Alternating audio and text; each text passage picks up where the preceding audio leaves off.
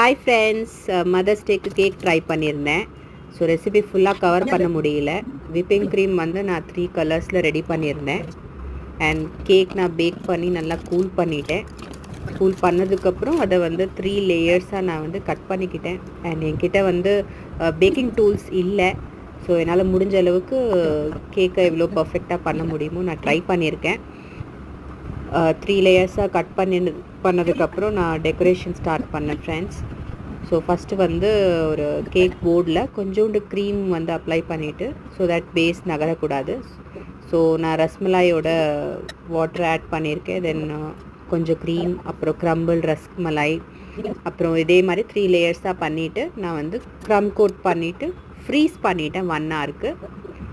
So 1 hour கழித்து நான் மறுபடியும் எடுத்து, ஸோ ஒரு டார்க் எல்லோ கலரில் மறுபடியும் ஒரு ஸ்மால் லேயர் கொடுத்துருந்தேன் கேக்கில்.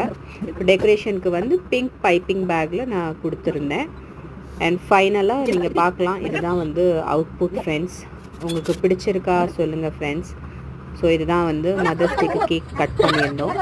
பிடிச்சிருக்கா ஃப்ரெண்ட்ஸ்? லைக் பண்ணுங்கள் அண்ட் சப்ஸ்கிரைப் பண்ணுங்கள்.